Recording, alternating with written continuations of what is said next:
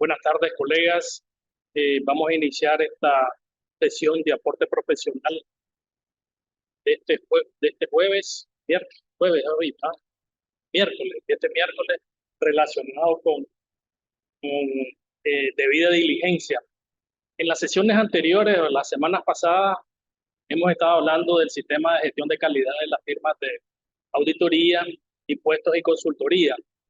En esta tarde vamos a tocar un tema que es relacionado con ese sistema, pero que es regulado en este caso y que nos va a estar acompañando y va a estar haciendo la exposición el profesor Sócrates Prene. En este caso, Eh, vamos a trabajar de la siguiente manera, primero siguiendo el protocolo que ya tenemos establecido, una oración, el himno nacional y luego entramos al tema con el profesor Sócrates Prene.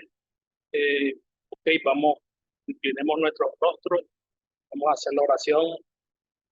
Buenas tardes, Señor. En esta tarde te pido que dé sabiduría al doctor de Prene, a mi persona también, Señor, para que podamos comunicar a los colegas todas nuestras experiencias relacionadas con el tema que estaremos abordando esta tarde. Te pido, Señor, también que bendigas a los colegas que van a estar conectados y que puedas darle sabiduría para poder comprender este tema que está relevando y que es de importancia para los contadores públicos y las firmas como tal. Todo esto te lo pedimos, Señor, en el nombre de Jesús de Nazaret. Amén y amén. Elén.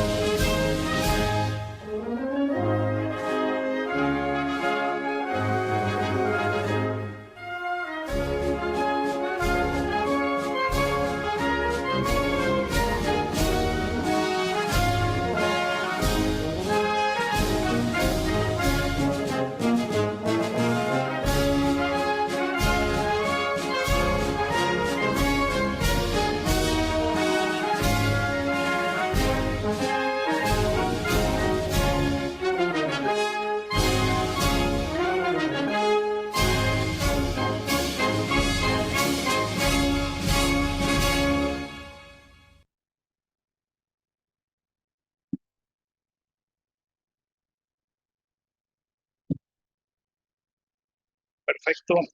Vamos a comenzar.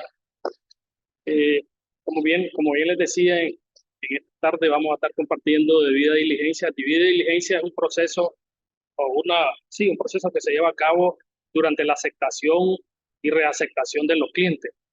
En la semana pasada, como les mencionaba, estuvimos hablando del sistema de gestión de calidad de las firmas de acuerdo con la norma de gestión de calidad 1 y 2, y mirábamos que hay un componente que se llama aceptación y reaceptación de clientes. En este caso, lo que va a estar tratando el profesor Brenner se refiere fundamentalmente a lo que está en el proceso de aceptación y reaceptación de clientes, específicamente en los manuales de gestiones de calidad de la firma o en los componentes que tengan, en los sistemas que tengan, el componente número 4 que se refiere al proceso de aceptación y reaceptación de clientes. Adelante, profesor. Bueno, muchas gracias, estimados colegas. Mi placer nuevamente poder exponer este tema que hemos estado revisando con el profesor Silvio en estas últimas 2 semanas. Porque efectivamente tenemos actividades que se realizan dentro del colegio para mejorar, ¿no?, el cumplimiento, la efectividad de prevención de lavado del colegio y que, digamos, alcanza a sus miembros tanto naturales como jurídicos. Y por otro lado, recuerden que tenemos al GAFI en diciembre. Entonces tenemos que reforzar este aspecto y tratar de unificar el tema de las auditorías respecto con el tema de prevención. Tema importante que todo buen contador, todo buen colega contador debe de manejar muy bien es el tema de la debida diligencia. Ya decía el profesor, esto está normado. ¿Sí? No nos podemos saltar ningún proceso que tenga que corresponder a lo que es el conocimiento del. Tal como dice la primera filmina, ¿qué es la debida diligencia? Porque es un concepto que está establecido, o su base está establecida, en la recomendación número 10 del GATT, de manera general. Pero en la recomendación número 28 está directamente relacionada para los contadores independientes. Entonces, ahí tenemos básicamente dos directrices y define el proceso sobre el cual se tiene que realizar la debida diligencia. ¿Pero qué es? Bueno, la debida diligencia es el conjunto de acciones, actividades, procedimientos y políticas que desarrollan o es desarrollada por el sujeto obligado. En este caso son todos los contadores afiliados al colegio, son sujetos obligados, pero además también la firma, para lograr el adecuado conocimiento sobre sus clientes y relacionados. Es decir, cuando hablamos de relacionado es clientes, que más adelante vamos a ver la ampliación del concepto cliente y las relaciones que estos pueden tener con otros, ya sea con otras personas naturales o con otras personas actuales y potenciales, definiendo al beneficiario final y las actividades que estos realizan. Entonces, si ustedes ven el concepto, desmenuzándolo un poco, habla primero que es una práctica, un proceso de acciones y actividades. Como todo proceso, todo procedimiento debe de estar escrito. Hace poco, pues no hace poco, ya buen rato, tuvimos un manual de políticas y procedimientos en materia de prevención de la sugerido por el colegio y efectivamente contiene las acciones y actividades procedimentales y políticas que un sujeto obligado a desarrollar para conocer a su. Y por otro lado, se centra fundamentalmente en las relaciones que tiene el sujeto obligado con sus clientes. Y vean lo que pone ahí, potenciales y actuales. Entonces, básicamente tenemos políticas y procedimientos para conocer a nuestros clientes actuales y potenciales. ¿Y cuál es el objetivo? Pues, el objetivo lo vamos a ir descubriendo a medida que vamos. Miren, el proceso de debida diligencia tiene tres componentes. El primero, la entrada. ¿Qué necesito yo a la hora de ponerme en contacto con un cliente? O que este cliente entre en contacto conmigo. Y ya voy creando mis primeras propuestas para poder hacer un trabajo con él. Un trabajo que se transforme en el producto y servicio que yo, contador independiente, le voy a dar a uno. Entonces, lo primero que ya tengo que pedir es su identificación. Ahí es el principio fundamental de la identificación. Pedir la identificación. Y luego, una vez que tengo esta identificación, tengo que verificarla. Una pregunta, profesor. Cuando habla de potenciales, estamos hablando que pudiera ser o no pudiera ser un cliente. Simplemente es, si yo voy a preparar una propuesta, la gane o no la gane, se tiene que hacer la debida diligencia. Es que ahí hay, digamos, un vacío a veces. A ver, okay. ¿Por qué? Porque yo solo, es como cuando, pongámonos como en el crédito.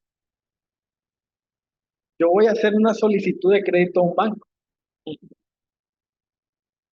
Desde que haga la solicitud, aplique o no aplique al crédito, yo tengo que hacer debida diligencia.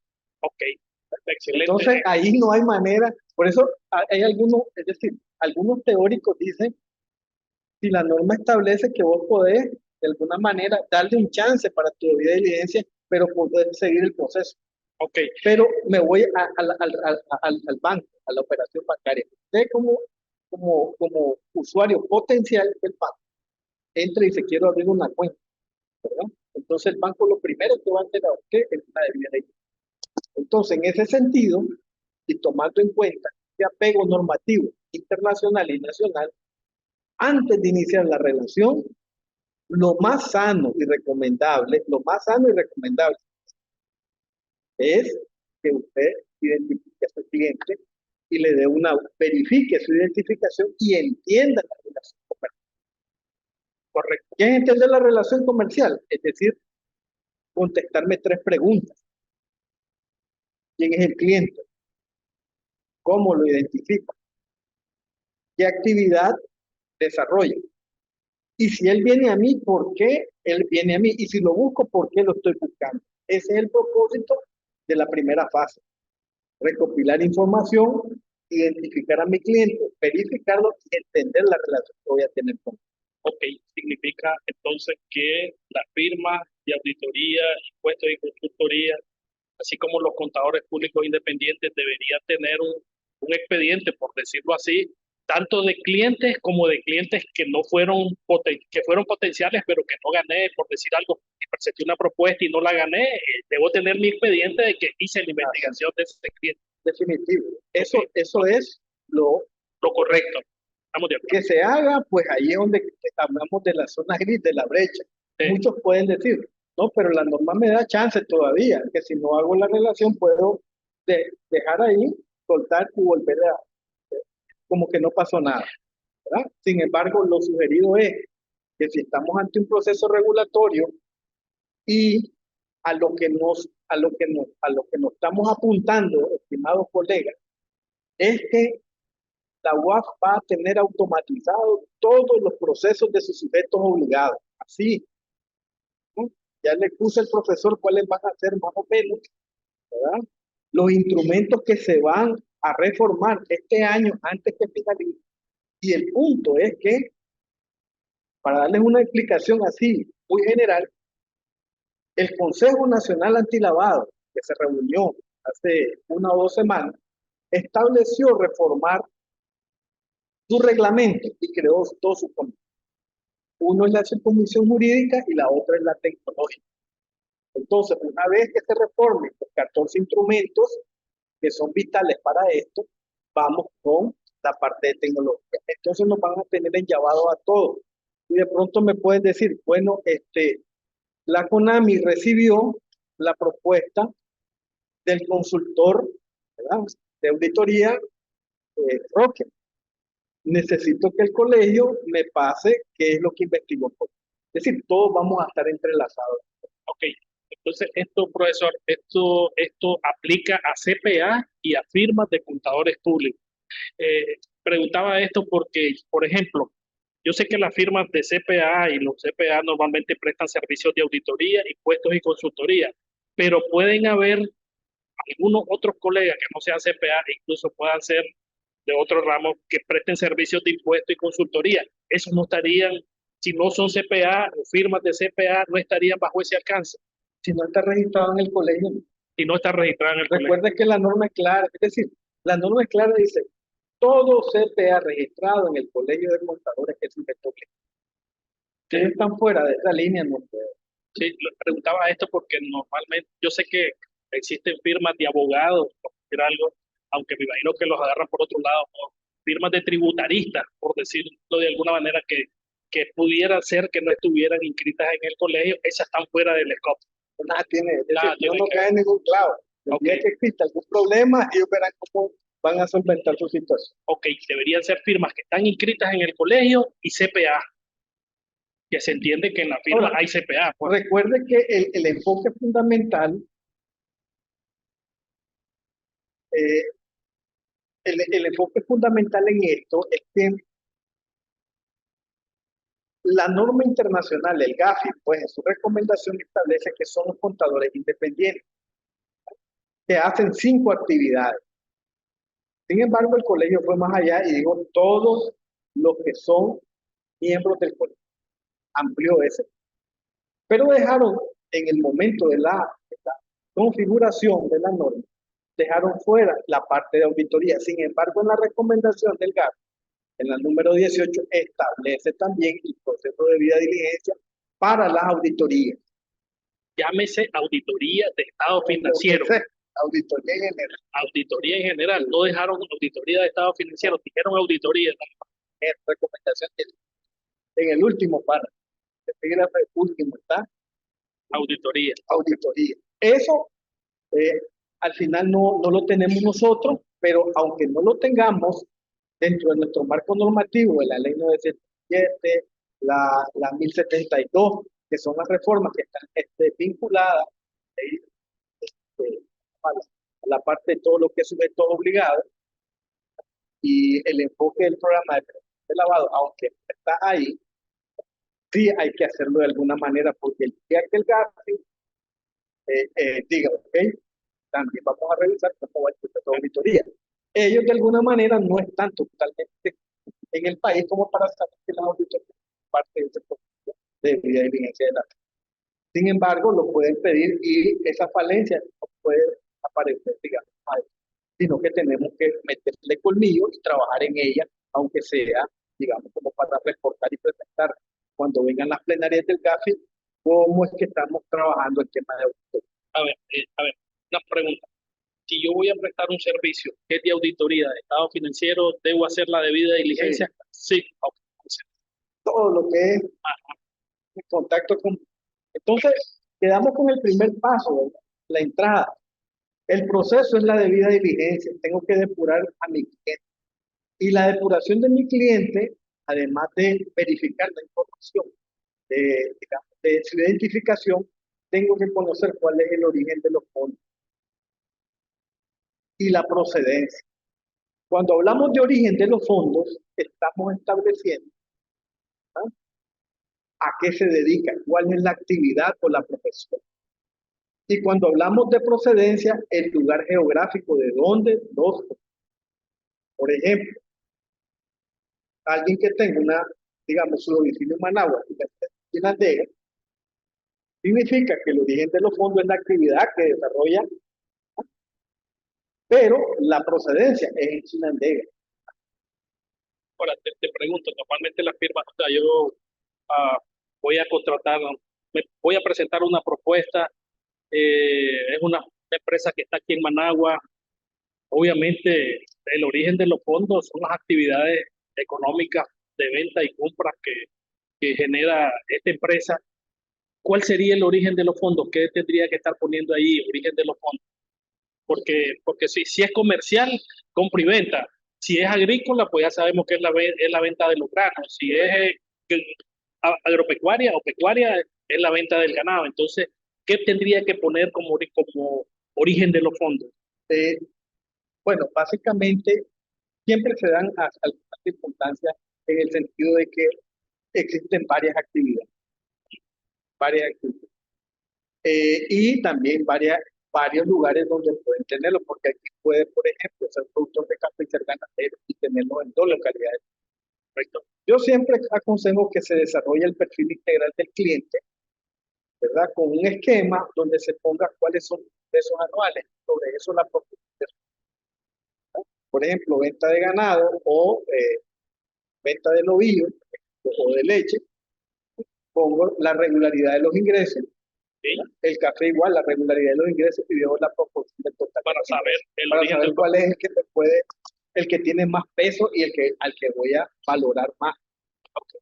Y tomando en cuenta el riesgo de la actividad, pues, porque el ganado, por ejemplo, es una actividad riesgosa. ¿Sí? Hace poco la Cámara de Comercio Centroamericana encontró que estaban forrando de droga el ganado transportado hacia México. Ahí están en las noticias, entonces efectivamente pues uno tiene que a veces ir más allá en el tema de la identificación de su cliente y ver efectivamente cómo a encontrar la parte del peso del origen de su porque puede ser que tenga también un tramo aquí en el mercado, pero ese tramo lo que significa apenas un pequeño porcentaje de toda la actividad global que okay. Y luego de este proceso tenemos el resultado. ¿Qué es el resultado? el entendimiento del cliente y de los riesgos de la actividad, enfocado o relacionado con el tipo de contratación que voy a hacer. Y tengo que estructurar un expediente que da inicio a la relación comercial. Ese expediente tiene que tener una vida útil de 5 años una vez terminada la relación. ¿Vale? Cuando se habla de los riesgos por la actividad y el tipo de contratación, ¿a qué nos estamos refiriendo ahí cuando hablamos de riesgos por la actividad? Por ejemplo, si se dedicase, bueno, esto es variante. Las actividades van cambiando cada año su nivel de riesgo. Por ejemplo, el año pasado, y ustedes lo pueden verificar, varias farmacias fueron allanadas donde se almacenaba droga. Entonces, efectivamente, a medida que estas actividades van involucrándose más en este tema de contrabando, etcétera, efectivamente tienen que ir cambiando el patrón, el parámetro. Y decir, ok, ahora viene ferretería, farmacias, que las vamos a poner en niveles de riesgo más alto. ¿Por qué? Porque el país que ha tenido el crimen organizado o los delitos de lavado de activos han incrementado. Entonces hay que tener vigilado, ¿verdad?, el tema de las actividades.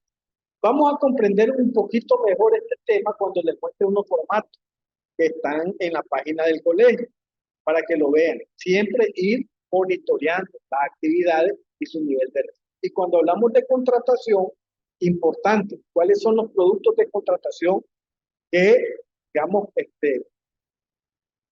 a las empresas normalmente solicitan? Certificación de estado financiero.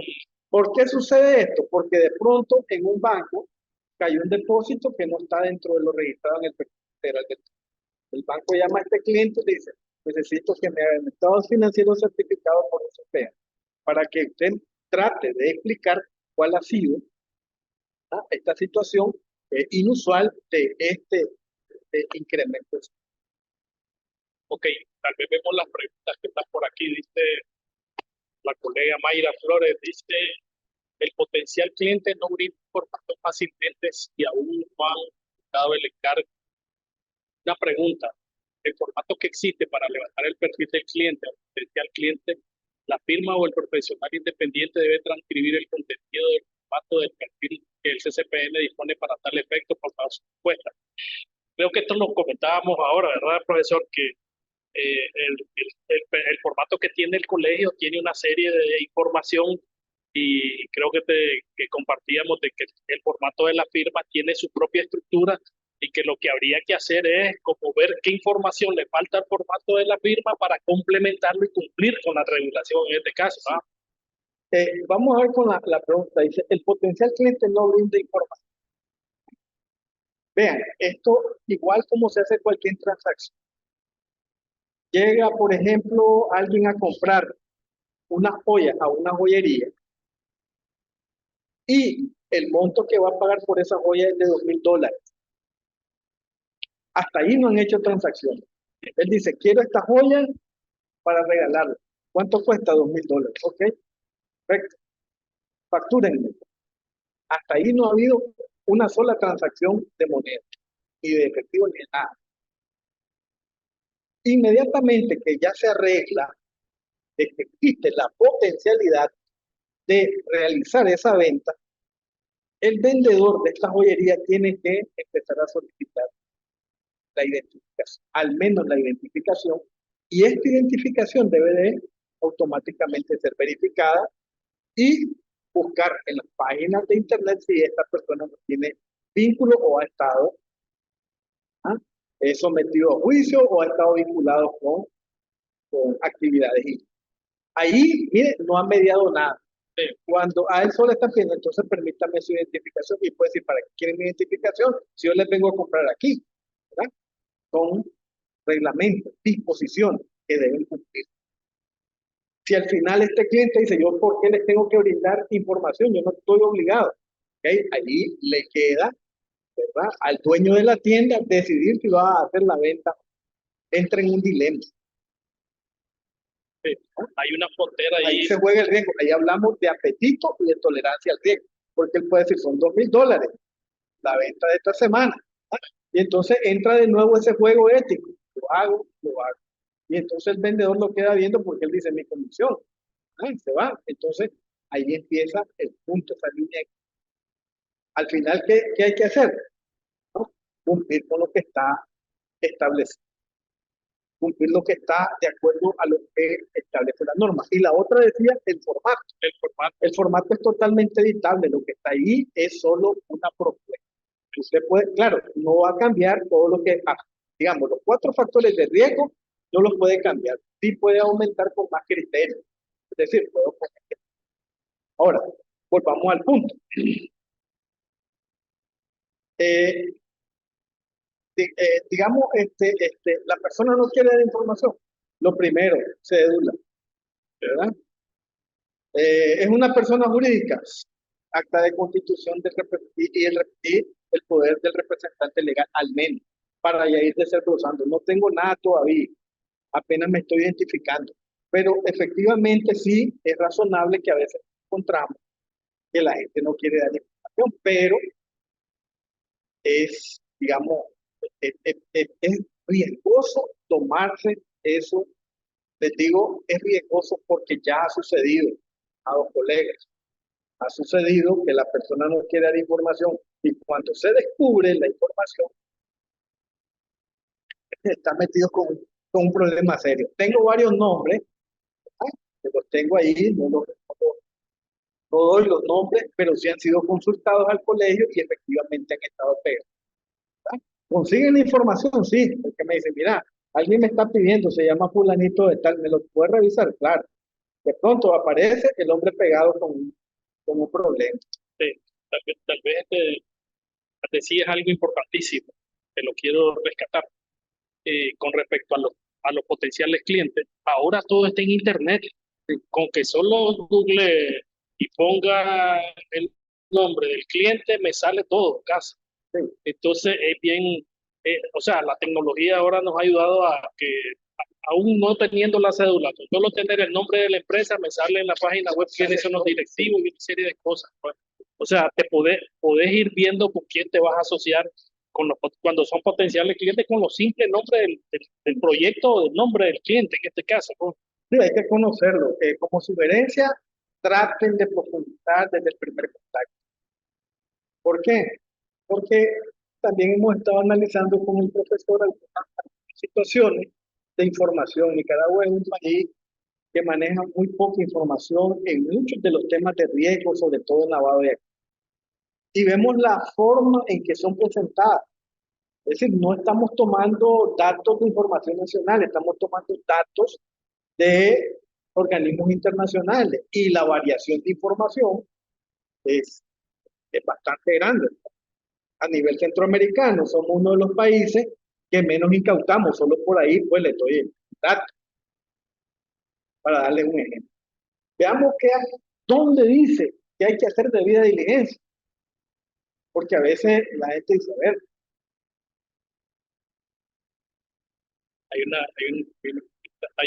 dice Ana María, dice, me refiero que si una persona jurídica o no necesita los servicios del Estado, estas personas deberían solicitar un certificado de libre uso para que contrate los servicios de CPA para los fines que lo solicitan la UAF.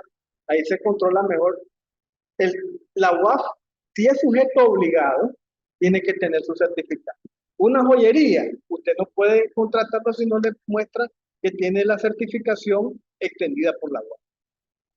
El punto está si digamos, esta persona, sea natural o jurídica, no es sujeto obligado, la parte de la debida diligencia es la que corresponde al CPE o al CPE. Al CPA, perdón, al CPA. Dice, las referencias están en lo siguiente. En el GAFI, ya habíamos hablado, se establece la debida diligencia en la recomendación número 10 y la número 28. Y están sus notas. En Nicaragua tenemos la ley 977, ¿Dónde están escritas las medidas de diligencia? En el artículo número 4, numeral 8. En la norma que aplica para el Colegio de Contadores y los colegas contadores está descrita en el artículo número 5, numeral 2, literal A. Y también en el artículo número 7 y en el artículo número 20. Y también tenemos nuestra norma del Colegio de Contadores, que es la 01-2019, que describe la debida diligencia en su artículo número 10 y se llama Medidas y Procedimientos de Control Interno en PLA.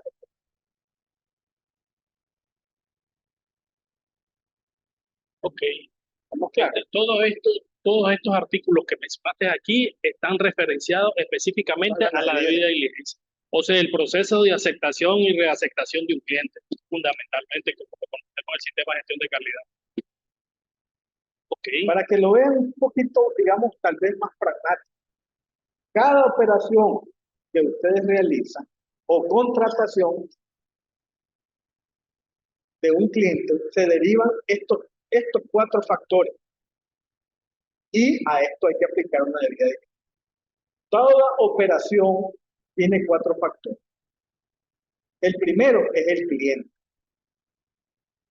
Puede subdividirse en actividad económica, formalidad del negocio y los ingresos, que pueden ser estacionales o regulares.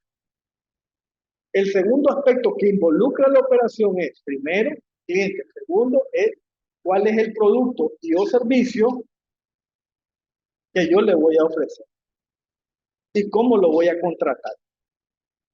El tercer factor es dónde está ubicado ese negocio, la zona geográfica. Y por último, el canal de distribución. ¿Qué es el canal de distribución? Es como yo me voy a, digamos, a relacionar con este. Si va a ser a través de un contrato, con un depósito a la cuenta, o me va a sacar un cheque, para eso va a depender de cuáles son las formas de comprar. Todos estos 4 aspectos deben de estar descritos en algo que se llama perfil integral del cliente. Y el perfil integral del cliente, el objetivo fundamental es determinar el tipo de texto. El perfil, el PIX, en este caso, es el formulario sugerido del colegio que lo tiene subido. Hay una pregunta ahí que saber estabilidad, todo. ¿Sí? Buenas tardes, si solicito los servicios. Deberá presentarme su registro exactamente, así como el colegio tiene su registro como sujeto obligado a los CPA.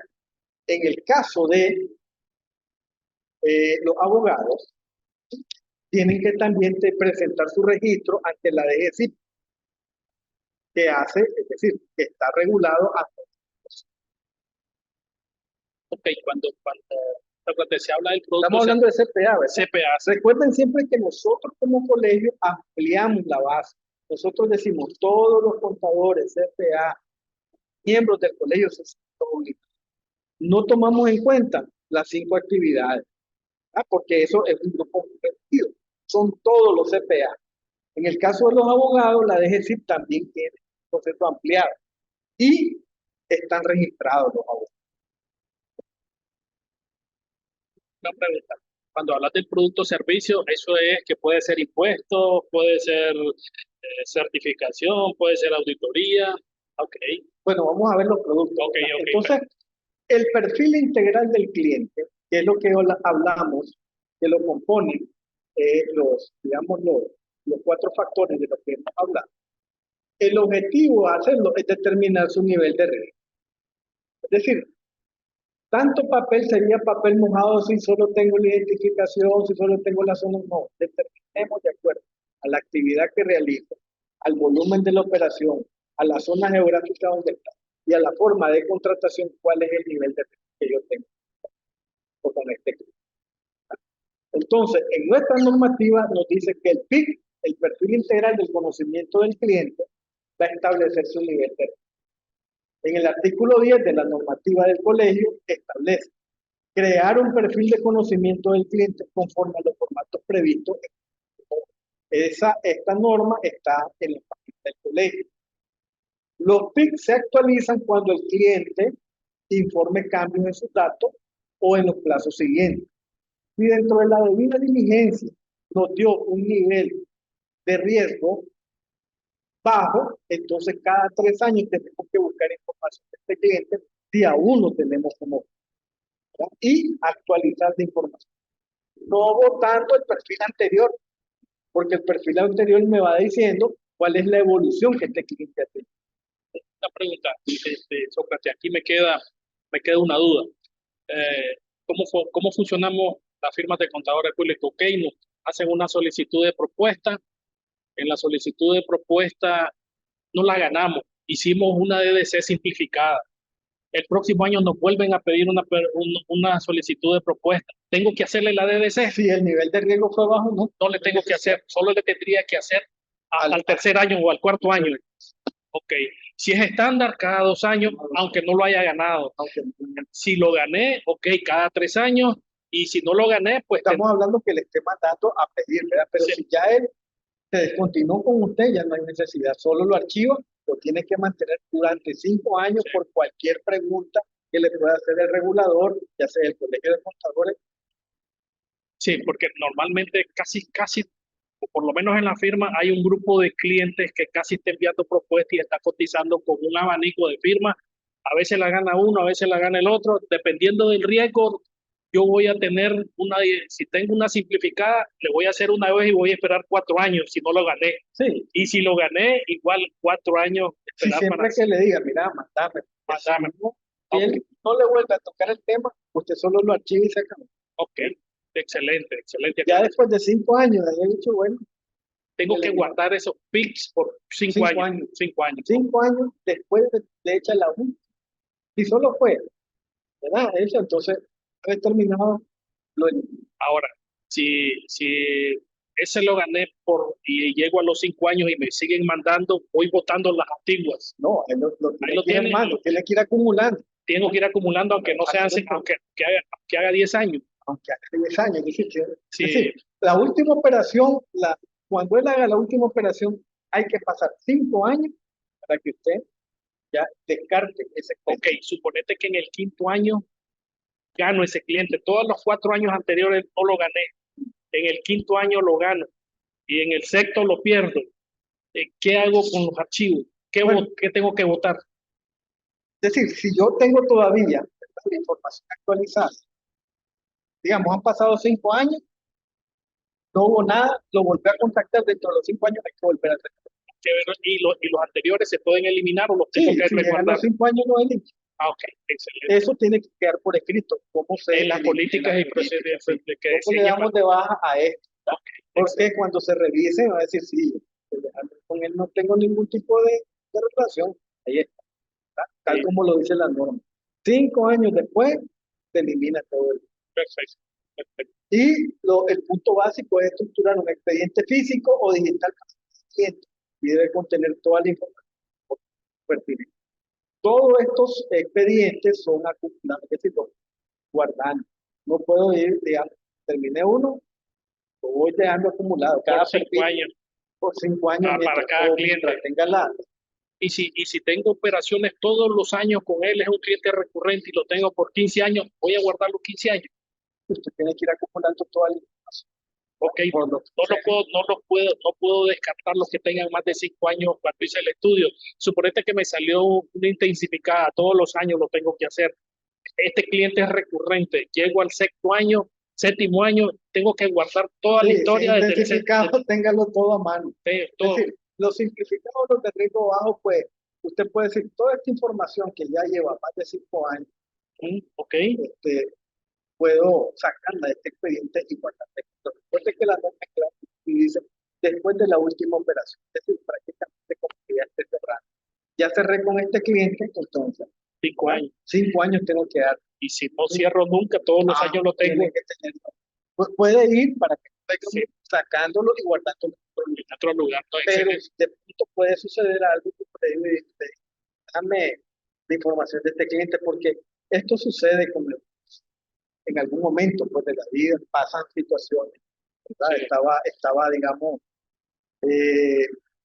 viendo el tema, por ejemplo, del asesinato de Facundo Cabral. Ok, sí. De Mala. Imagínense, pues, alguien en el lugar incorrecto, en el momento incorrecto. A veces suceden esas cosas. Estamos en los zapatos, nos llegan y nos vamos a una empresa que está hasta el cuello y no nos damos cuenta. ¿Por qué? Porque tenemos algunas debilidades en la debida diligencia y no logramos identificar. Me queda la duda porque te preguntaba lo de los 5 años, porque he visto otra legislación por ahí y otros archivos que mandan a obligar a guardar 5 años, pero no más de 5. Entonces me queda la duda del que tengo operaciones continuas si debo guardar más de los 5 años. En esta legislación actual, Okay. Dice 5 años después de cerrar la operación. Okay. Usted hay que guardarlo. Yo tengo operación continua, ahí tengo que verlo. Ok. Excelente aclaración. Los 4 pasos para la DDC. Primero, ya volvemos a refrendar. Identificación del cliente y verificación de la identidad, utilizando los datos y documentos de fuentes confiables, de fuentes independientes. Identificación, ya alguien decía, identificación del beneficiario final. Ahora se debe pedir el registro, ¿verdad?, de beneficiario final. Entonces a eso se refiere. Y toma de medidas razonables para verificar la identidad del beneficiario. Recuerden, estimados, el beneficiario final es una persona natural, no es una persona. Entonces, la legislación nuestra también aplica en ese aspecto hasta dónde voy a llegar. Tercero, realizar la debida diligencia continua sobre la relación comercial del cliente y el llenado del perfil del cliente, que nos ayuda a entender el propósito y el carácter que se pretende dar a la relación, digamos, comercial o de contrato. Tal vez aquí, cuando regresa al anterior, porque tal vez este tema del beneficiario final es una brecha que tenemos. He visto que es una brecha que se identifica porque este tema del beneficiario final es reciente y ha sido modificado.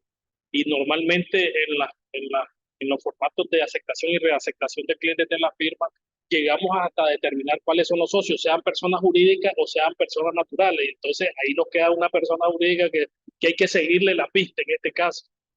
Ok, buena la aclaración. Muy bien, estos son los términos. Y este está en la norma del colegio y está en la norma nacional. ¿Quién es el beneficiario? Es la persona física. Miren bien lo que es física, que ejerce el control efectivo final sobre una persona jurídica. Ahora te pregunto algo. ¿Puede haber en una empresa 3 que tengan el 25% más? Los 3 son beneficiarios finales. Okay. Ahora, si al final dice usted no puedo lograr determinar quién es, entonces vaya a hacer la constitución de esta institución, ¿verdad? Y ve si alguno de ellos tiene funciones preponderantes por encima del resto. Entonces, ese es el... porque tenga el 25%. Sí, usted dice al final no me queda claro quién es el beneficiario final, porque puede quedar esa duda razonable. Sí. Pero usted dice, no, entonces veamos a ver. Entonces encuentra uno de ellos que tiene funciones. El que le dieron el poder generalísimo de representación del firma. O entre la misma constitución dice el cliente, digamos, el presidente, el vicepresidente de una sociedad anónima, pero este tiene, cuando mira usted, mira más funciones que los demás.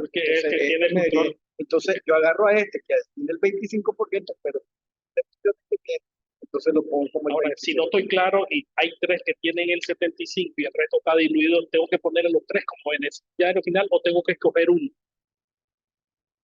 Debería de ser uno. Debería de ser uno, beneficiario final. ¿Por qué? Por un tema de responsabilidad. Esto es como en la gestión de riesgo, ¿verdad?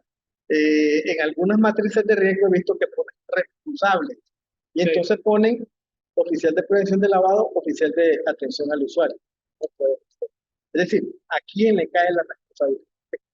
¿A quién voy a traer yo? Entonces no lo puedo diluir en 50 y 50. No funciona así. Tengo que poner con un responsable. Okay, eso es lo más sano, ¿verdad? Aunque sí en la práctica se puede ver que existe, pues, que le ponen hasta 3. Pero, cuando existe un clavo, ¿a quién me voy a llamar la atención?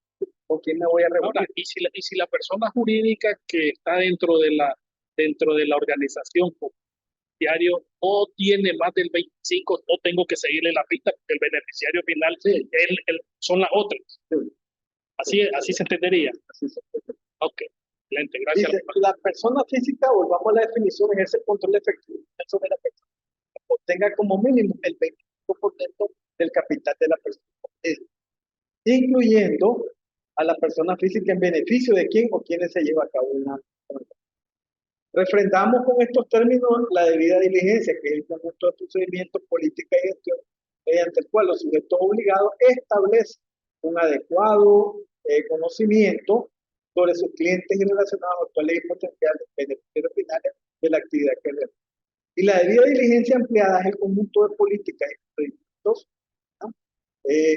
Ahí está mal escrito, mayores diseñados por el elemento para el o beneficiario final en virtud de los resultados arrojados por los procedimientos de evaluación y mitigación. Y es mayores. Mayores. Ok, hay una pregunta ahí que dice, sería bueno que nos proporcionen algún documento. Creo que sí se va a... Sí, no, en la presentación se las vamos a mandar. Y el formato que tenés y la matriz de evaluación de riesgos.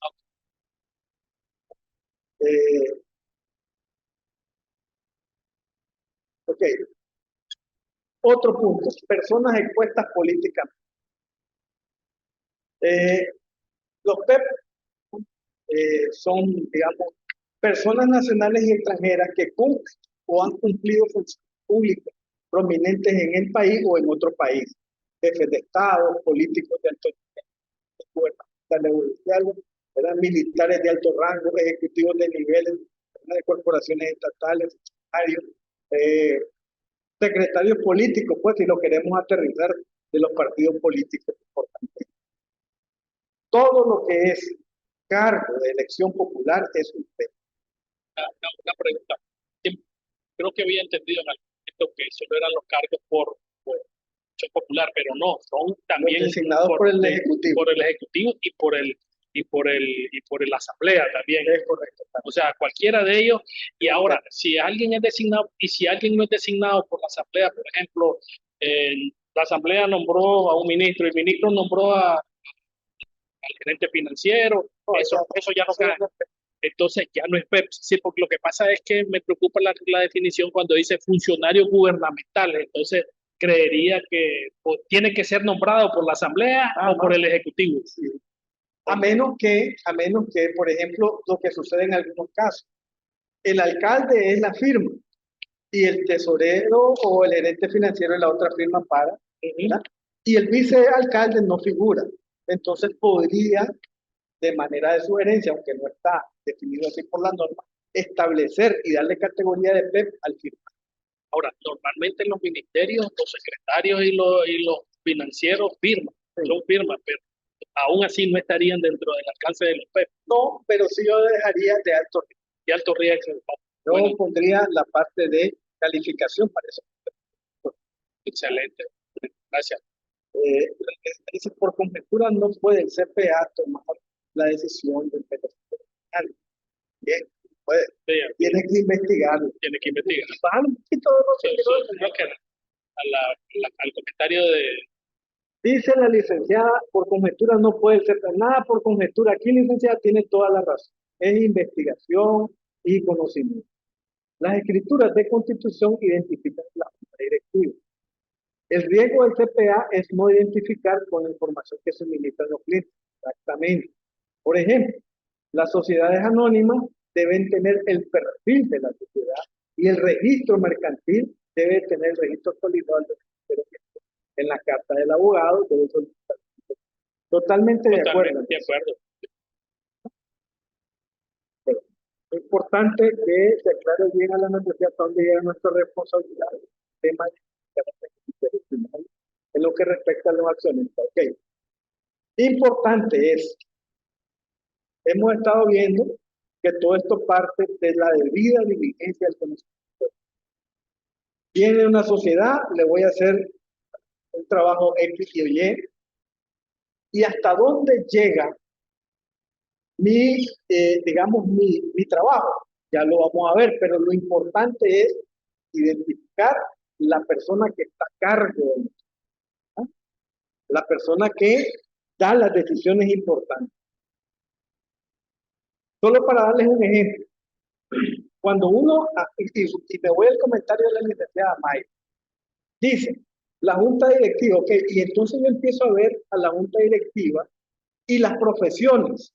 Entonces veo una sociedad financiera y veo que el presidente es sociólogo y el vicepresidente estudió farmacia.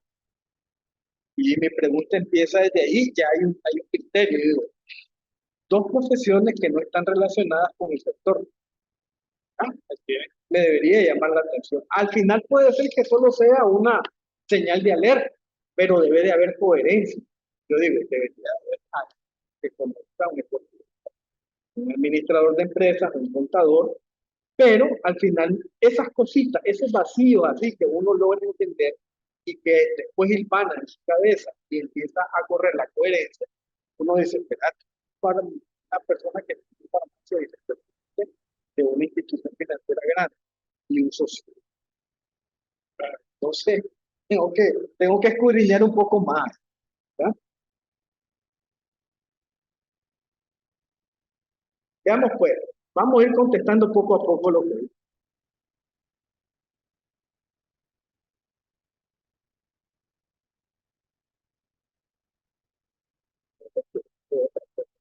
la norma dice concepto de sujeto obligado. Personas naturales o jurídicas que tienen la responsabilidad de implementar obligaciones de prevención, detección y reporte de actividades al lavado de activos, al financiamiento al terrorismo, ¿no? Y delitos precedentes asociados de acuerdo basado en riesgo.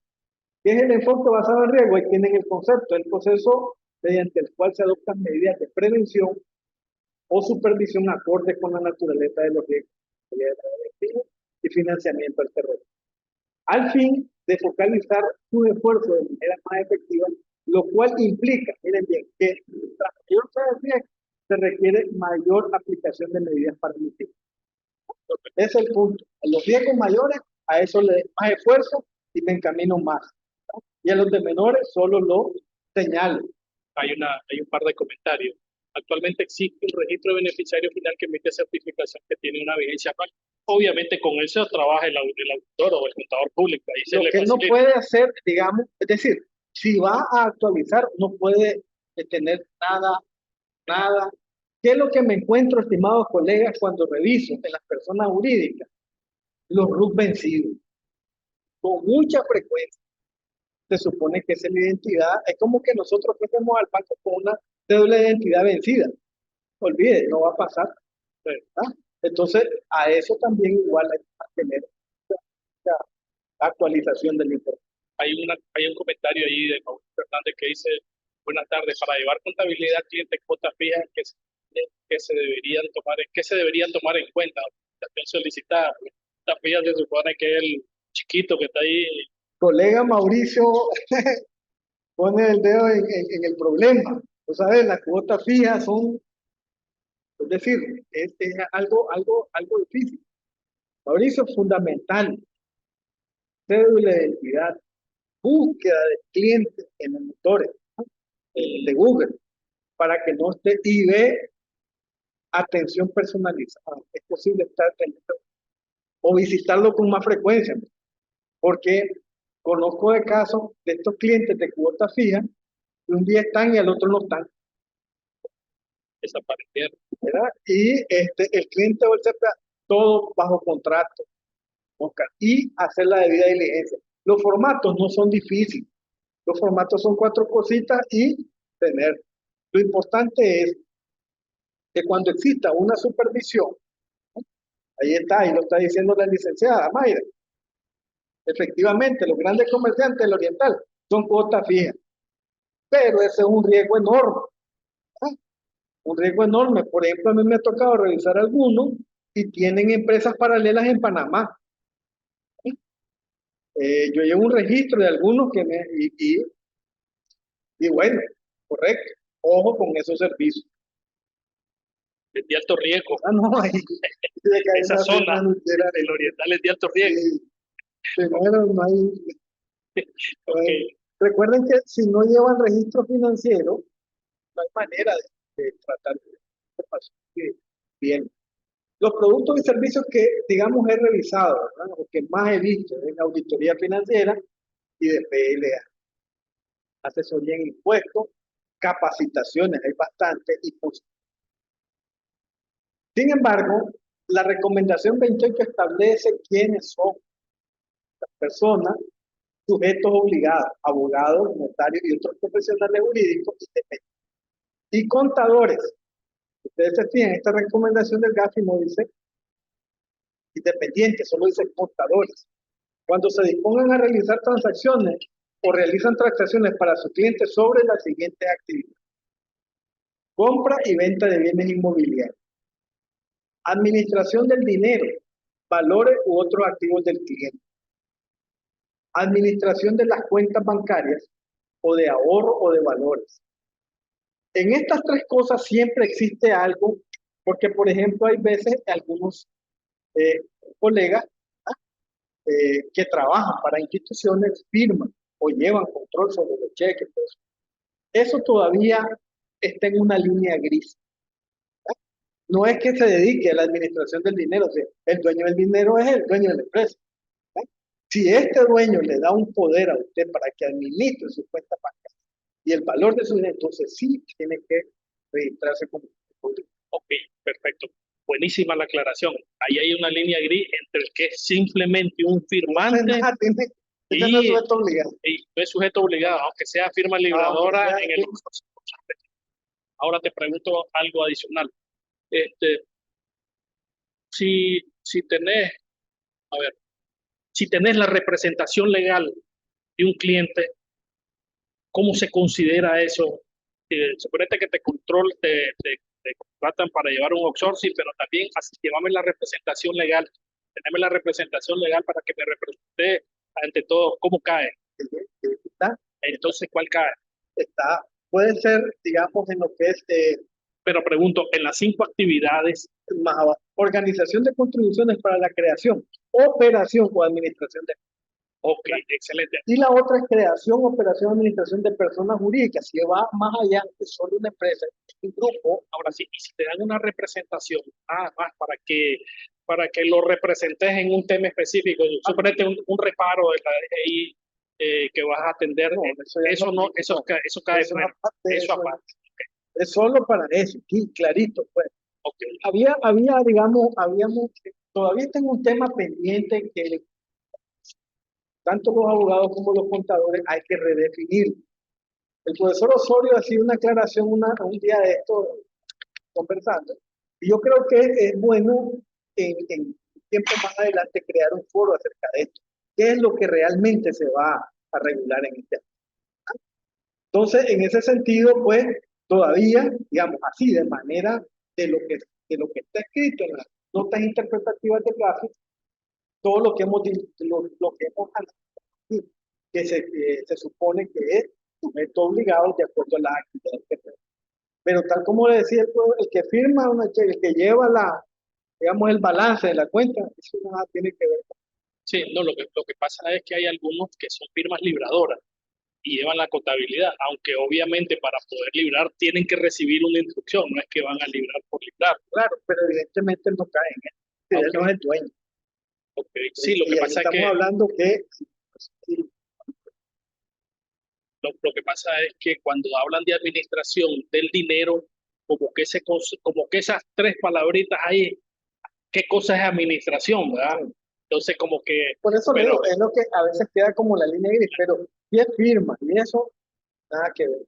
Ok, sí, sería interesante tal vez como ahorita que lo han sugerido, es como ampliar el desarrollo de estos conceptos. Sí, ¿Qué cosas pueden ser? Correcto. ¿Qué cosas pueden ser estas cosas? Yo estaría dispuesto que más adelante hagamos un foro, colegas, y veamos, pues, y hacemos una metodología para al final definir, pues, porque siempre hay discusiones para uno, para uno es una cosa, para otro es definamos qué puede ser. Okay. Digamos, de lo que se ha visto, de lo que se ha visto, de lo que se ha analizado, las firmas de cheque, eso. Okay. Dice aquí la colega Ana María Salmerón, la DGI es quien regula la actividad. Entre la UAP y la DGI se deben de acuerdo en eso, como el contador. Estamos claros, es decir, el contador no regula la cuota aquí, No, pero cuando él viene a hacerme un trabajo a mí, yo tengo que hacerme bien. Y eso que dice la licenciada es correcto, la DGI está directamente vinculada con la UAP, porque está en, miren, aquí, por ejemplo, existe actualmente algo que se llama mesas técnicas en prevención de la UAP, donde el colegio tiene un asiento, lo tiene la Corte Suprema, lo tiene la CI. Entonces, hay esa reunión siempre. Pero cuando yo viene a mi cliente, yo tengo que hacer que es lo que estamos viendo el tema. Estamos claros, no dejar de hacer la debida diligencia. Estamos claros que quien tiene que ponerse de acuerdo en esos aspectos es la DGI.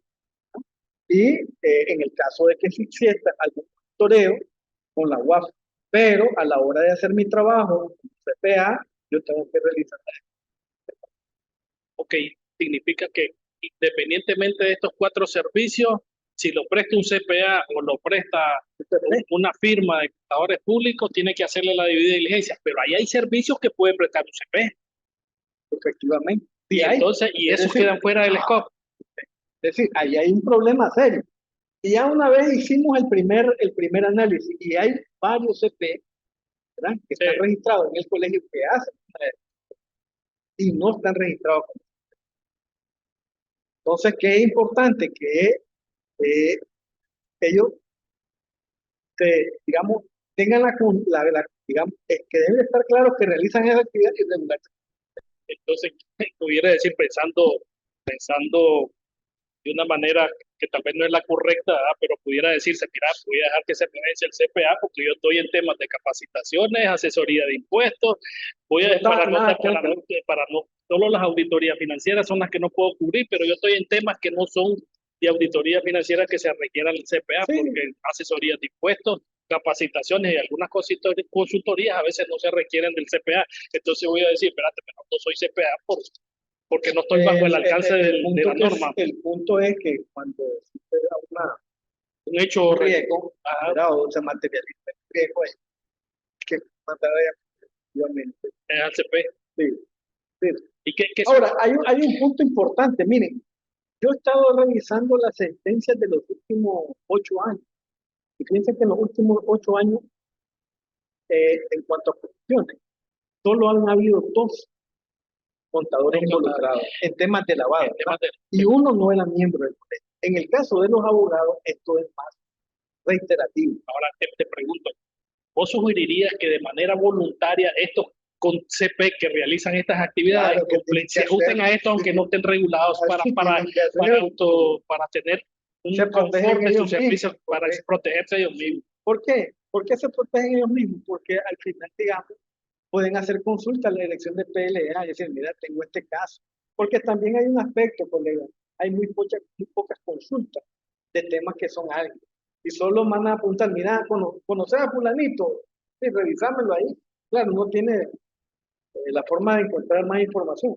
Pero no, debería de haber también, y es lo que yo comentaba con el tema de las auditorías de PLA, es de cumplimiento, cumple o no, pero esa no es la efectividad. Yo le explicaba a él, si yo hago un análisis de liquidez estructural de una financiera, me da una señal de alerta automática, ¿verdad? Entonces tengo que ir más allá de eso, ¿verdad? Pero efectivamente hasta ahora pues estamos arrancando en ese paso y por lo menos pues ni modo.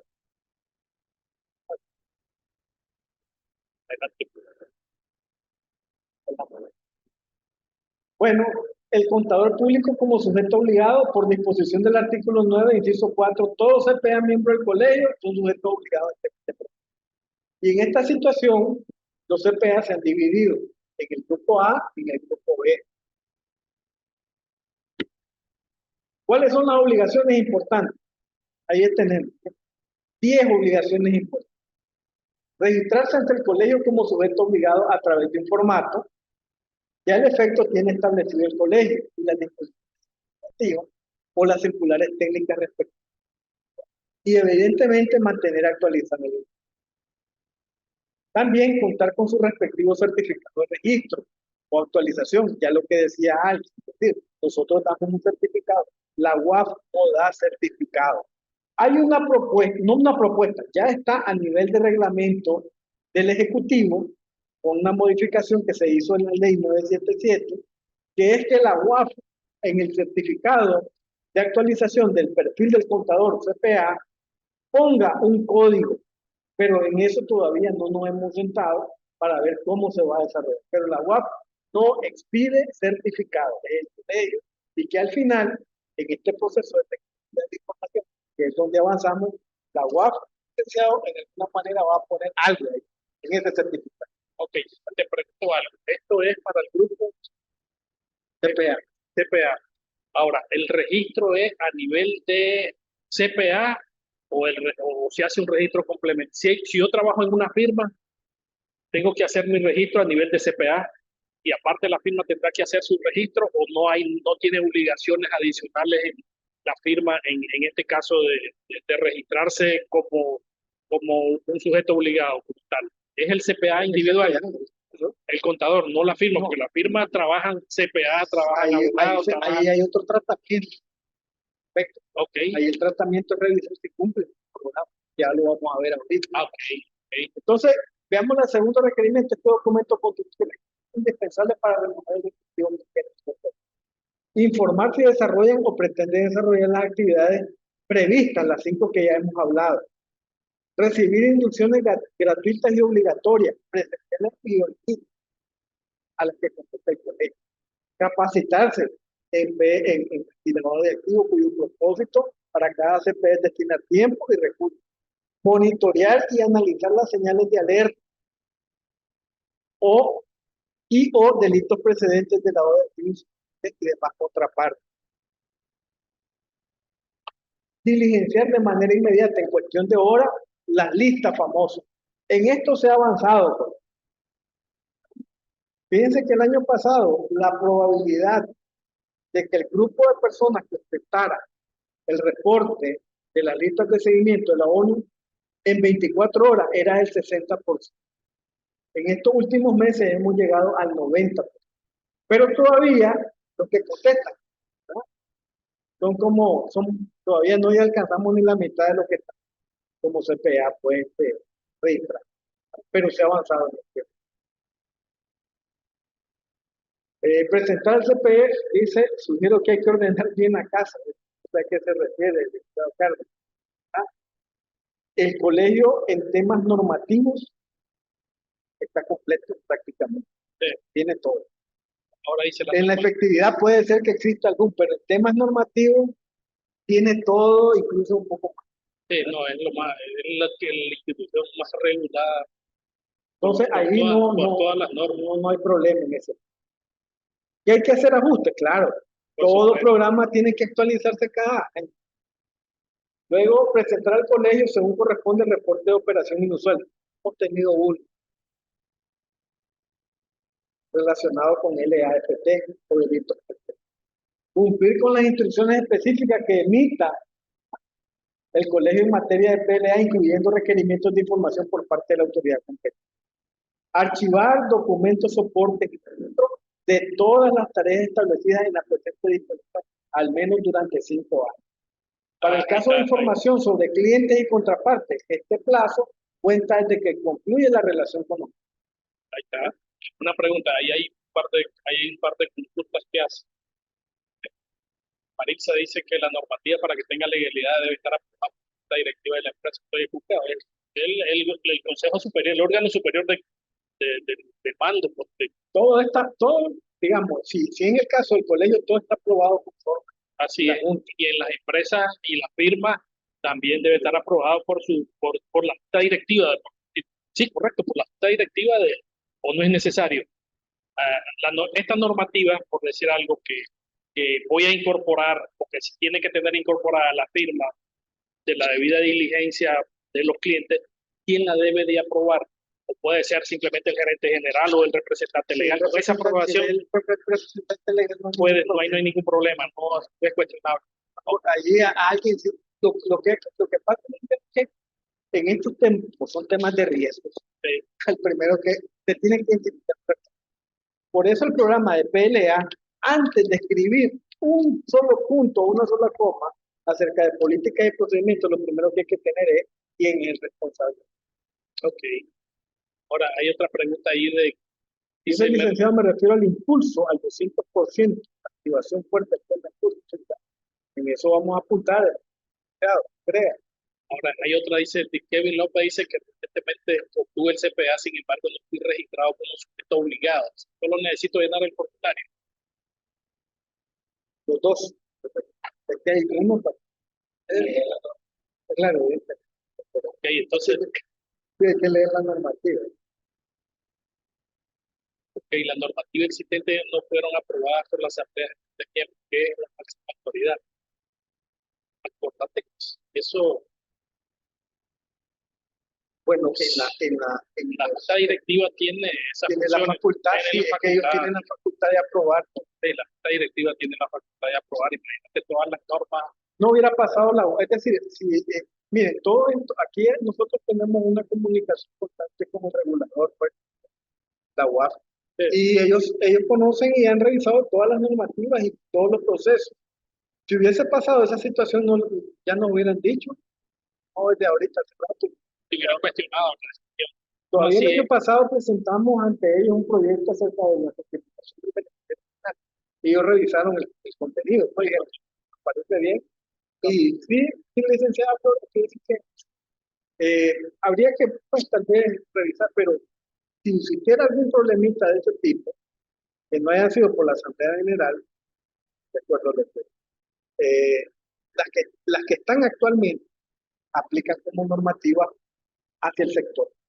Están, pues, que la UAP dio esta misma normativa la autorización para llevar a cabo en el año 2021 la evaluación sectorial de... Y simplemente agarrándolo, tomándolo por comparación, por decirlo de alguna manera, en una empresa, en la junta directiva, en otra empresa, en la firma, en la junta directiva también. Incluso puede ser, como bien nos decía, pues aprobada por el gerente general si tiene la representación legal. Entonces, yo pienso que no sí, el tema es bien delicado de estricto cumplimiento que debe poderse, estamos totalmente de acuerdo. No, y hay empoderamiento, miren, de esto está en la mesa técnica de lavado. Y si hay alguna propuesta, es decir, las propuestas últimas a los decretos presidenciales, ¿verdad? Que se hizo, nos llamaron, nos sentaron y miramos, pues, en qué nos afectaba y qué no. La mayor parte ya estaba escrito. Entonces, de alguna manera, sí, efectivamente hay que también empoderar, ¿verdad? Y tener más que empoderación, el criterio para mí sería coordinación, que a veces falla, pues. A veces, digamos, la UAF está por un tema y nosotros estamos por otro. Eso lo que podría decir es enchufar esa coordinación. Ok.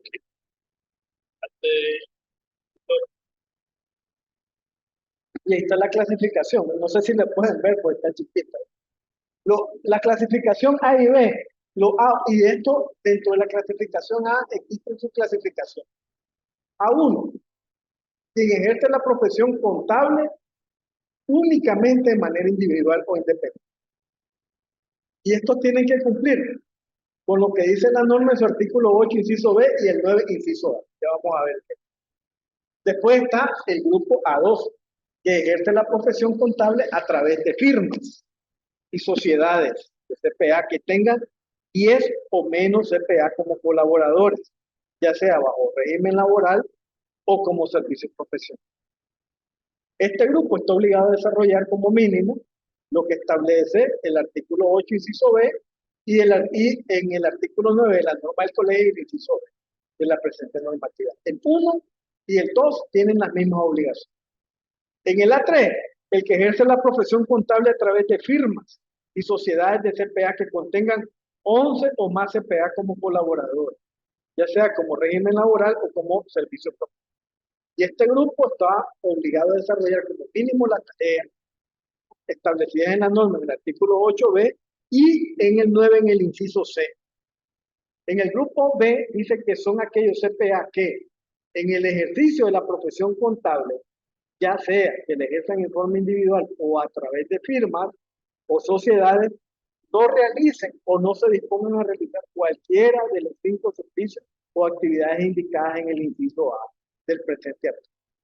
Los CPA en el grupo B están obligados a desarrollar como mínimo las tareas que están definidas en el artículo 8, inciso B de la normativa.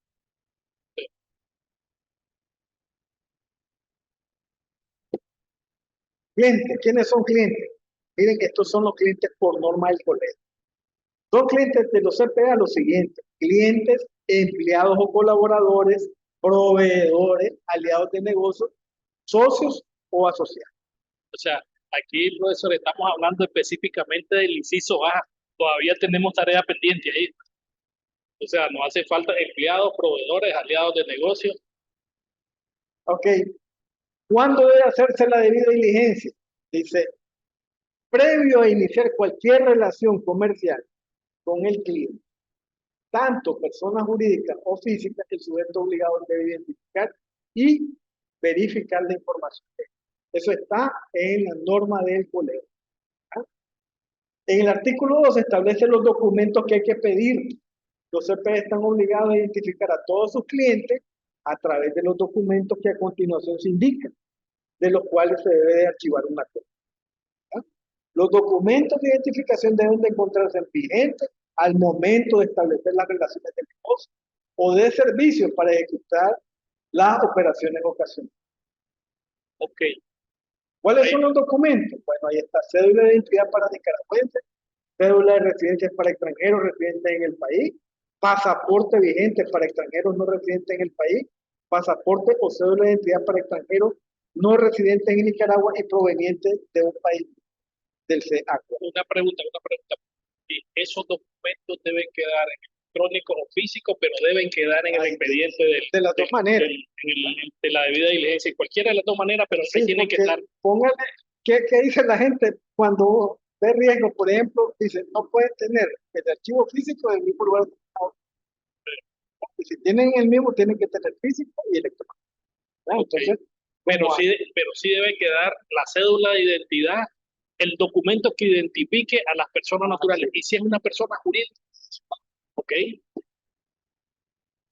Personas naturales, ¿verdad? Documento emitido por la autoridad nacional competente, constancia, licencia, permiso, etc. Ahí lo tiene, como en la presentación. Ahora viene para las personas jurídicas. Ok, tal vez solo voy a hacer un comentario. Edwin Enrique Sastro está preguntando por el tema de la NTCI. Déjenme consultar eso, porque no tenía conocimiento, pero yo entiendo que ve en septiembre, pero voy a confirmarlo. Déjenme hacer las indagaciones correspondientes con la CGR. Entonces, el documento para personas jurídicas, certificación oficial y actualizada de inscripción en registro competente, incluyendo, sin limitarse a certificados de inscripción como civil, sin fines de lucro, cooperativa, sociedad mercantil, sindicato, federación, confederación o centro sindical. 2. Escritura constitutiva y estatutos debidamente inscritos en el registro competente en lo que se aprecia la finalidad y el objeto. Copia del diario oficial en que se publicó la Constitución de la República. Documento de registro único, documento equivalente que corresponde a las personas jurídicas no domiciliadas conforme a la ley y reglamento. Constancia, licencias, permisos, documentos equivalentes, vigentes y emitidos por la autoridad de registro público competente, según lo requiere la actividad a la que se dedique la persona jurídica y según existe autoridad que regule el registro o autoridad executiva. A esto hay que agregarle el certificado de beneficiario final que está en la disposición administrativa 09 del Colegio de Contadores.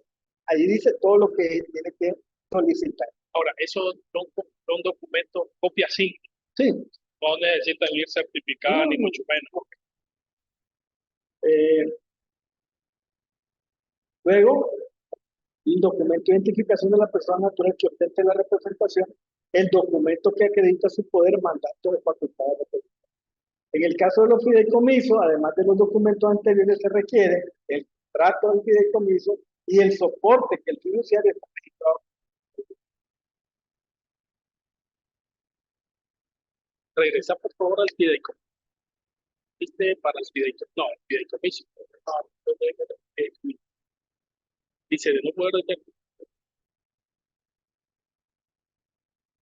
para fideicomiso de los dos se requiere el fideicomiso, soporte. Ok. Y en el caso de los fideicomisos siempre hay que rastrear el beneficiario final también. Okay. Verificar la información, el CPA debe verificar toda la información presentada por el cliente para prevenir la posibilidad de papel o de fachada y tener seguridad sobre la existencia real, identidad, representación, domicilio, capacidad legal, objeto social, actividad y o activo y motivo de la relación. Delimitación del beneficiario final, el concepto, ¿verdad? Que todo esto es normativo del colegio. La persona o persona natural en cuyo nombre se realiza la operación. Las personas o personas naturales que en el último término tienen la propiedad o controla a una persona jurídica. La persona natural que ejerce el control de la persona jurídica mediante la titularidad del 25% o más sobre la participación accionaria. Cuando el titular de tal porcentaje sea una persona jurídica, se debe identificar quién controla a través de un porcentaje superior del 25% del capital y así sucesivamente hasta identificar a la persona natural que controla al cliente a través de la cadena.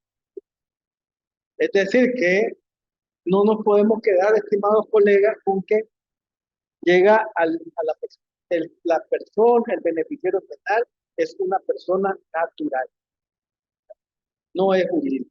Entonces hay que seguir la cadena. Y bueno, esto es por norma, pues. Ahí imagino que hay clavos, a veces pues, Sí, pueden caer trabajo.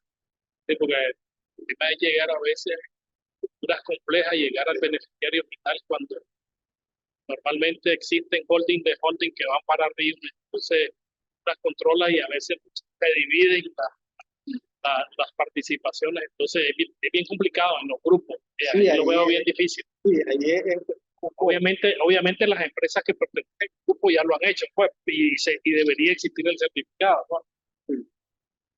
pero además tienen que registrarse. Sí, tienen que registrarse. Es decir, si operan en Nicaragua, tienen que registrarse.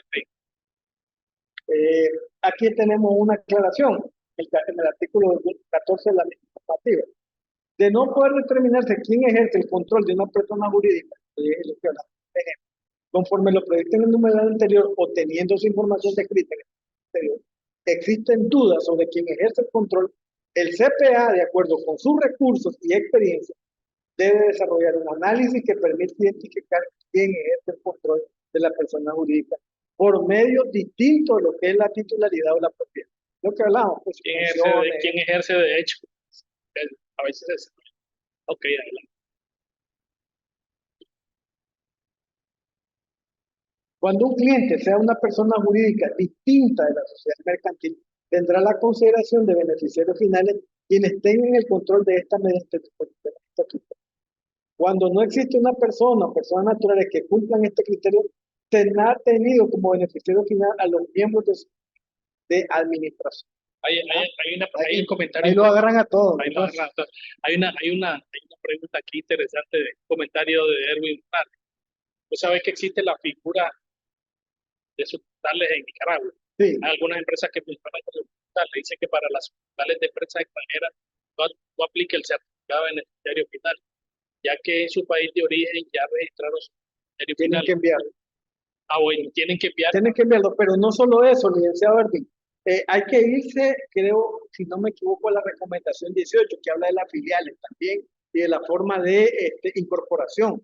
No lo tengo ahorita en la cabeza así, pero sí, ahí habla específicamente cuál es el tratamiento de este tipo de instituciones. Ese es interesante porque las sucursales, para efectos jurídicos, para efectos fiscales, son una entidad jurídica, ¿verdad? Es que para otro fin no son entidades jurídicas, pero para efectos fiscales sí. El beneficiario final, entonces te tienen que dar el de la casa matriz. Ok, no entiendo la pregunta. tal vez la haga mejorar, no la comprende. área más Sí, para la inversión del tiempo. Pagar lo entiendo. Tal vez otra la área más, que es decir, si el CPA va a tener otra área más o la firma va a tener otra área más.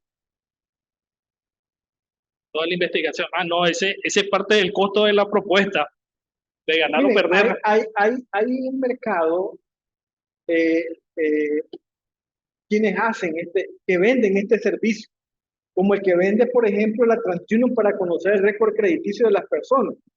Existen también quienes hacen este trabajo. Entonces usted ya solo digamos, hace un contrato, ¿está? Y usted puede investigar, y usted puede determinar si realmente están o no están pegados. ¿Verdad? Tienen listas de seguimiento de muchas personas, Sí, más de 30.000 personas.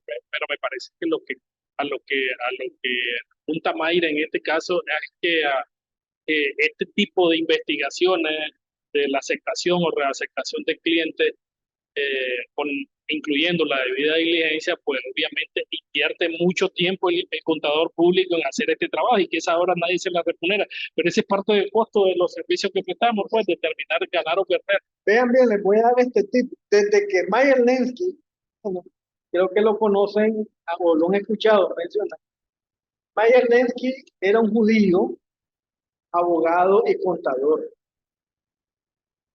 Al Capone cayó por Meyer Lansky. Entonces, él era el contador de la mafia, así era conocido. Entonces, desde ese tiempo, desde 1930, con la Gran Depresión, se sabía que los contadores manejaban una gran cantidad de información confidencial. Y si querían agarrar a alguien, solo era tener a mano al contador. Y fíjense que fue tanto el tiempo, desde 1930, pasó el 59, cuando Meyer Lansky fue a Cuba y creó casi toda la estructura de recta de lavado. Y fue hasta en 1900, a ver, en el 88 se creó el GAFI, en el 92 empezaron a ver a los contadores como sujetos obligados. Y en Nicaragua, en la cuarta evaluación del GAFI en el año 2017. Imagínense cuánto tiempo pasó, ¿verdad? Para tener el tema de que los contadores y los abogados fueran sujetos obligados en el tema de trabajo. Adelante, todo de Samuel y a Samuel.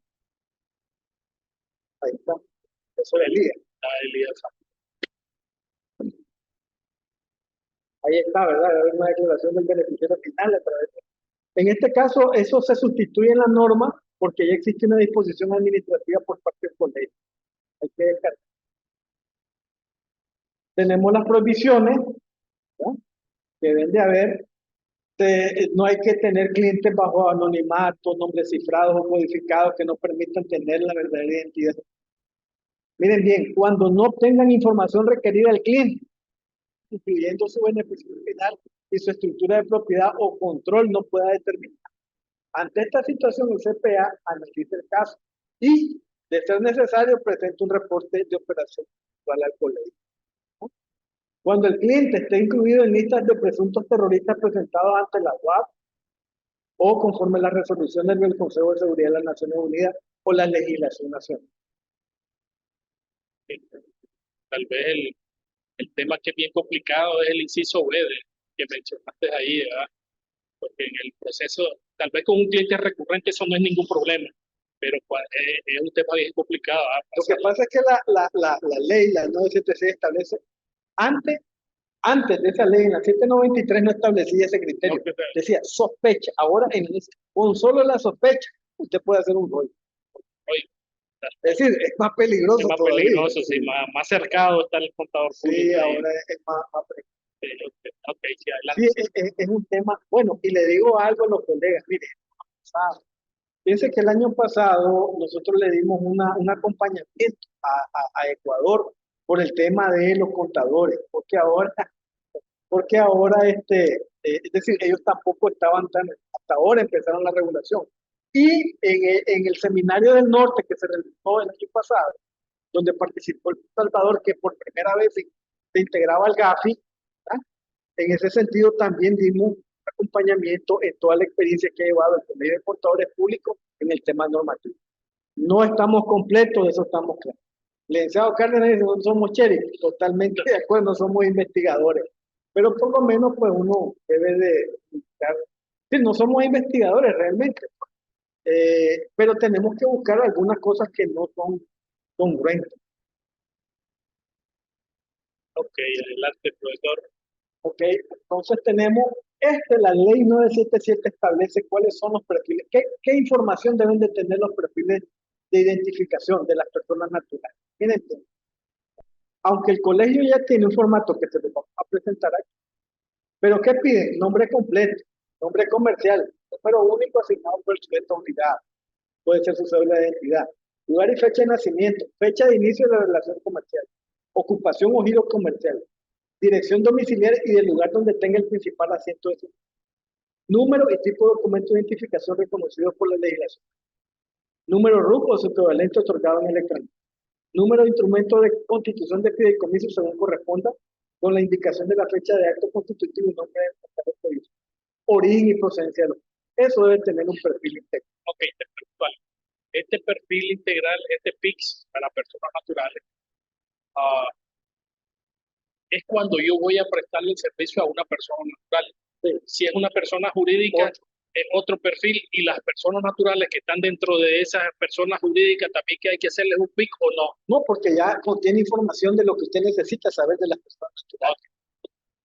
Perfiles para jurídicas, razón social, nombre comercial, número único del sujeto obligado, fecha de constitución, fecha de inicio de la relación comercial, giro comercial, dirección del lugar y donde tenga el principal asiento de su nombre y datos de documentos de identidad de su representante legal, pero grupos equivalentes otorgados en electrónico.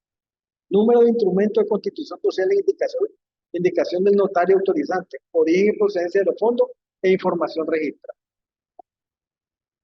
Ingeniero, quiero ponerle a los colegas en los formatos.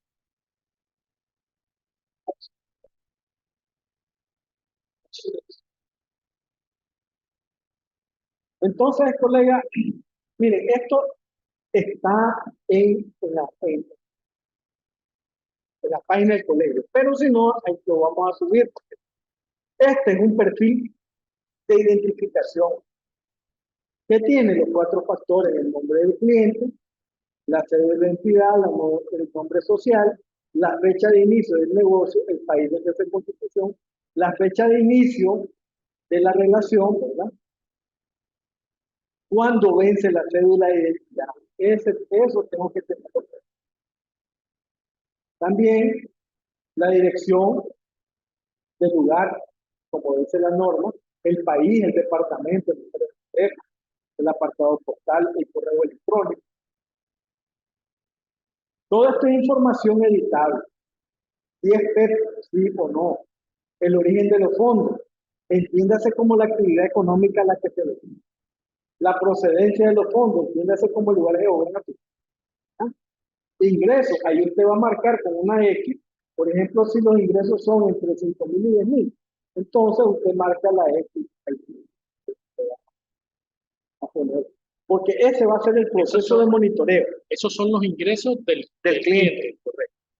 Información sobre las personas expuestas políticamente. Aplica para cualquier dueño propietario, nivel de cumplimiento colaborador, como persona natural que identificado como usted. ¿Haya desempeñado o no? ¿Haya desempeñado? Una pregunta. ¿Estos ingresos mensuales están normados? No. Eso es editable. Es editable. Puede poner a alguien que sea más. Criterio. Correcto. Perfecto. Ahora, todo esto, estimados colegas, no tiene sentido un perfil integral del cliente si no tengo mi calificación de riesgo. Para nada, todo eso sería un papel absurdo si no tengo ese gráfico que está ahí que me dice cuál es el riesgo este. Y esta información tiene parámetros. Todo esto que ven alimentado aquí tiene los siguientes parámetros. Todo esto, ¿no? Y aquí, efectivamente, algunos criterios son cualitativos y otros criterios cuantitativos. Por ejemplo, nosotros decimos que un cliente ocasional, un cliente que lo haya por ahí es de alto riesgo, porque no sé qué puede pasar. Sí, lo único que me preocupa de alto riesgo y lo ocasional es lo siguiente. El habitual es el que tengo, por decir algo, todos los años, pero hay, como te mencionaba al comienzo, Hay clientes que todos los años me solicitan propuestas, a veces la gano, a veces no la gano o a veces nunca le he Si es ganado. habitual que viene, Es decir, se considera habitual, sí, aunque siempre me nunca lo trata haya bien. ganado, que nunca lo haya ganado, porque Dice, sí, sí, ajá, sí, no, lo puede poner como habitual, ya siempre me manda a pedir. sí, porque ocasional, o sea, como que es como que se presta a otros criterios. Por estos tipos de criterios pueden ser modificados, ajustados. Todo lo que ustedes Ok, puedan hacer. Lo que no pueden borrar son la fórmula final. La licenciada Mayra dice, esos ingresos de información confidencial del cliente. Yo les pregunto, usted va a un banco y si usted no detalla sus ingresos en el perfil integral, ¿usted cree que le van a abrir una cuenta? no, Nunca, nunca lo nunca haré. le van a decir. Es decir, eso de alguna manera, esa confiabilidad, recuerde que nosotros somos sujetos obligados y como tal, pues tenemos que requerir información, ¿verdad? Ahora, no lo dice el perfil, correcto, no lo dice si yo tengo que tener que, pero ¿cuál sería el chiste del monitoreo si no conozco cuál es el nivel de ingreso de este cliente? Ok, ¿Verdad? esta matriz es la que los contadores públicos o las firmas podemos modificar para efectos de hacer la valoración del Todo. riesgo. Para, Pueden quitar, pueden poner todo lo que ellos quieren. ok, Pueden decir, nosotros solo nos vamos a quedar con Nicaragua y quitamos todos los países. O ok, pueden decir, vamos a poner todo Latinoamérica. ok, ¿Verdad? ok, ok. Igual aquí, actividades económicas. Aquí estos criterios están evaluados por el nivel de riesgo que han significado por información de la policía. Ok, a eso quería llegar. O sea, hay algunos criterios que vos los tenés definidos en esta matriz por las estadísticas que han Correcto. pasado con respecto al delito, en Sí. este caso del lavado. ¿Y cuáles son esos criterios que obedecen a, al delito, a las Incidencia. estadísticas del delito? O sea, ¿cuáles de estos criterios que están aquí? Porque el tema es, digo yo, ok, espérate, puedo modificar países, puedo modificar ocasional habitual porque me genera un conflicto ahí, tengo una duda. Entonces, pero hay unos que son estadísticos y no debería. La actividad es uno. La actividad es uno, Y ¿ok? lo otro es la La lista profesión. de profesiones, excelente. O sea, esta actividad y lista de profesiones Debería haber una. deberíamos procurar respetarla en la matriz porque obedece a estadísticas que has obtenido Sí, del país, en de este no- caso, de dentro y fuera. dentro y fuera. Yo le mostré al profesor en una presentación cómo era, digamos, el comportamiento departamental, por ejemplo, de trasiego de drogas. Entonces, de acuerdo a eso, cuando yo veo el siguiente informe y miro que el mismo sigue repitiéndose, entonces mantenga.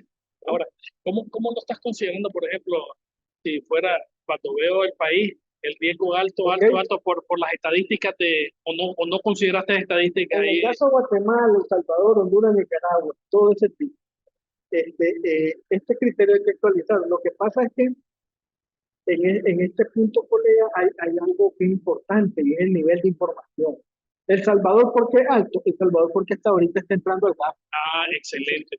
Guatemala, Guatemala, recuerden el tema que con la corrupción actualmente, en el tema de las elecciones, el ambiente político está turbulento y eso, ¿cómo le puedo decir? Está siendo capitalizado por las organizaciones criminales para hacer sus fechorías y hacer establecer su estatus.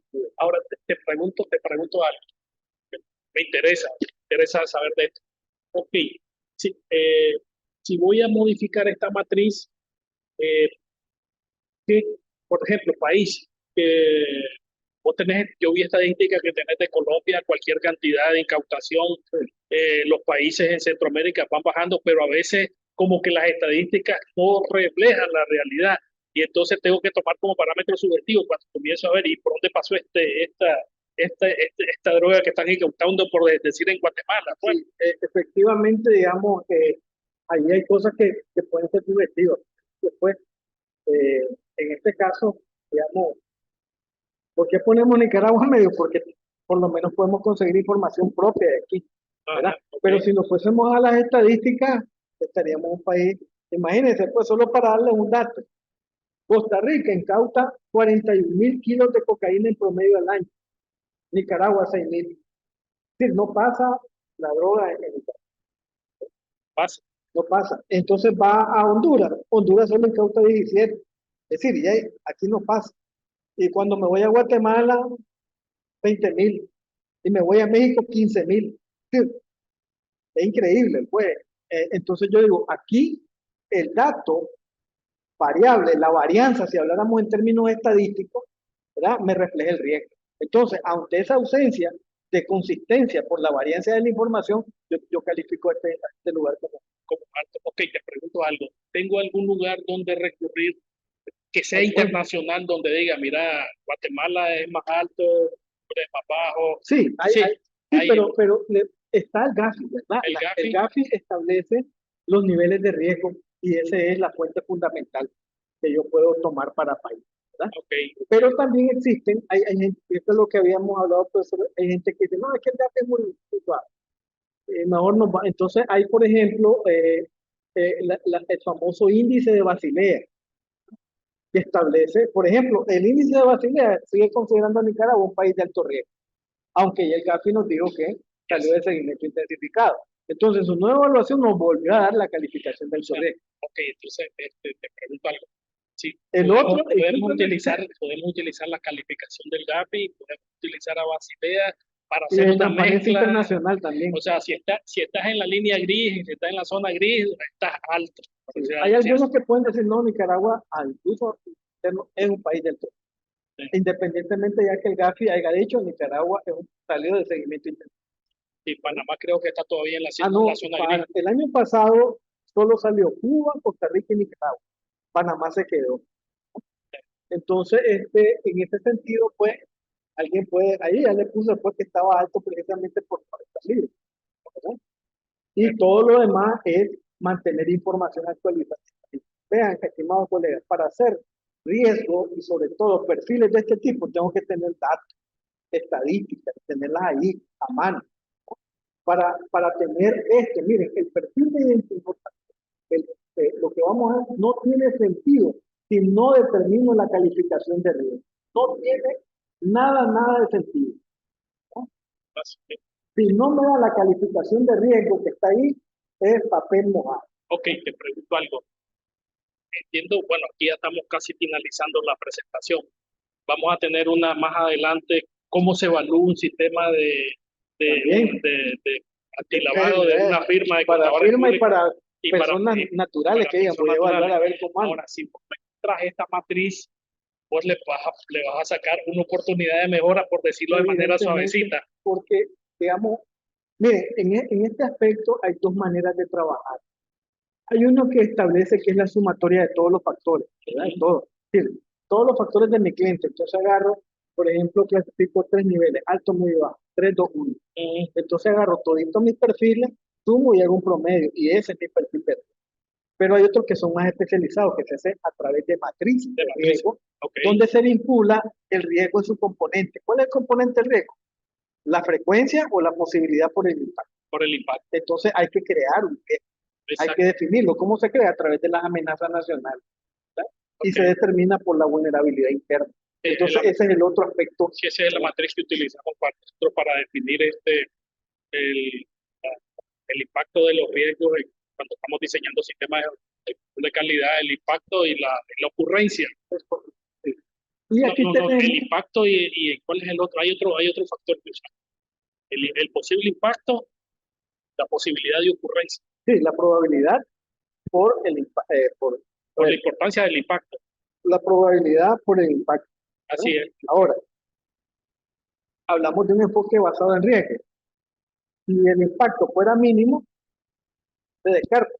Aunque la posibilidad sea alta porque te va a dar bajo. Es decir, la probabilidad, por ejemplo, que un cajero tenga faltante en una sucursal es del 80%. El 80% de la veces tiene faltante, pero el faltante es de 25 centavos, un peso, un chelín. Entonces el impacto, entonces no dice. Pero si eso, la probabilidad que tenga un faltante es del 0.05% o del 5%, pero es de 15,000, no, entonces esto es un problema. Excelente. Perfecto. Todavía está, la Evaluación Nacional de la UAP está en actualización, posiblemente en octubre ya esté lista, posiblemente. Eso es lo que va a determinar todo, digamos, las amenazas nacionales y las vulnerabilidades del país. Y a eso tenemos que ajustarnos nosotros. Claro que sí, hay que compartirlo.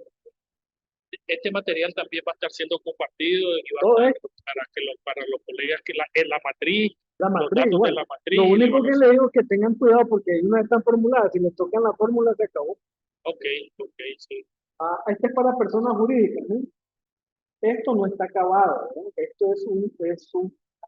Un formato un sugerido. formato sugerido. Ustedes pueden ampliarlo a donde quieran, subir más cosas, poner más, digamos, que ustedes lo quieran entender, ¿no? Pero la base está aquí. La base fundamental está aquí. Ahí también el número de certificado de la el abogado, parte del teléfono, ahí tiene la razón social, el regulador si es sujeto obligado, el origen de los fondos, la procedencia, los ingresos. Es decir, si yo no tengo el ingreso de esto para monitorearlo, también igual no me sirve de nada porque a dónde lo vamos a ir viendo. Los accionistas, el porcentaje de participación, el cargo de los ingresos de la organización y la información de las personas expuestas políticas. Igual, como les digo, tiene que tener los parámetros aquí identificados, igual, todo esto que se analizan en esta matriz. Aquí, esta matriz es consolidada de la que tengo. Si yo cambio, por ejemplo, digamos, al monto de la transacción, que sea entre mayor a 10.000, él automáticamente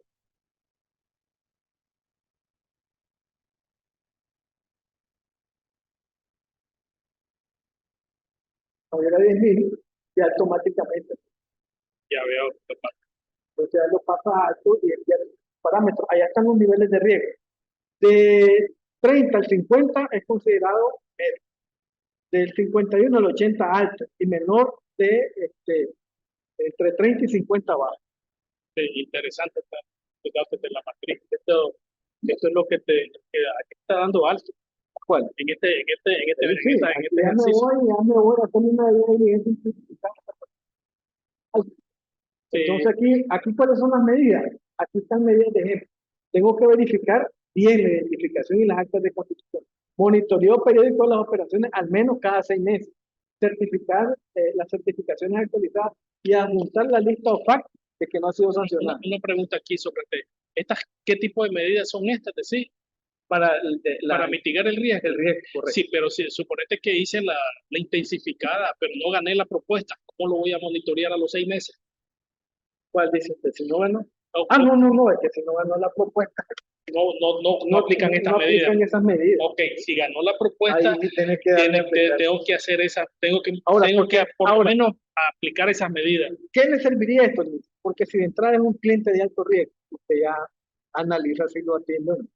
Sí. Por eso diría, esto es importante, es básico tenerlo antes, porque si ya veo que con estos parámetros diseñados por decir, ya veo que este cliente me da alto riesgo, digo, Okay. no nos vamos a ir tan así, pues, porque ese es el chiste de esto, de hacer la debida diligencia que me determina el nivel de riesgo. Sí. A veces hay unos parámetros que son, ¿cómo te diría yo? Que sin meterlos a la matriz uno dice, no, salgámonos de aquí. Pues. Aparece en la lista FAC, pues ya lo Ahora, sacas inmediatamente. si ustedes se fijan ahí, aquí hay un cambio. Ahí es monto de la transacción o del contrato, no de los ingresos, ¿verdad? Porque ahí sí es un poco más difícil encontrar. Porque en ese momento no lo tengo, ¿verdad? ¿Cuál decís? Aquí, donde dice monto de la transacción, están los... ¿sí? Ese monto de la Es transacción, que está. esos Entonces, son, es con el monto que yo estoy trabajando, pero con eso, el que yo transé el contrato con este instituto. ok, estos ingresos mensuales entonces se refieren Al contrato. Es decir, yo hice un contrato que está entre $1,000 y $5,000. Ok, perfecto. O sea, estos no son los ingresos del cliente, estos son Ahí los es más ingresos. delicado. Ahí es lo que dice la colega, ahí no se puede obtener. Entonces aquí se cambia eso por tener cuál es el nivel de contratación, que es lo que exige la normativa, la ley, pues, Okay. que se establezca cuál es el criterio de contratación en temas de volumen. A ver, ya me quedé un poquito confundido. O sea, este criterio lo puedo cambiar. Eso Sí, me estás diciendo. sí.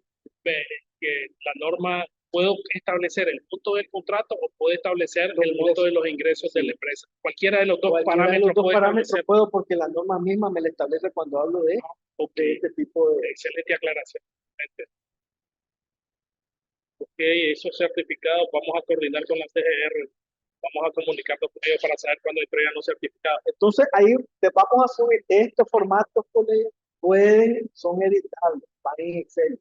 Si quieren quitar una parte, se lo quitan, si quieren reformarlo y modificarlo, se lo quitan. Hay incluso formatos más complicados que estos, de 2 páginas, no los quise traer.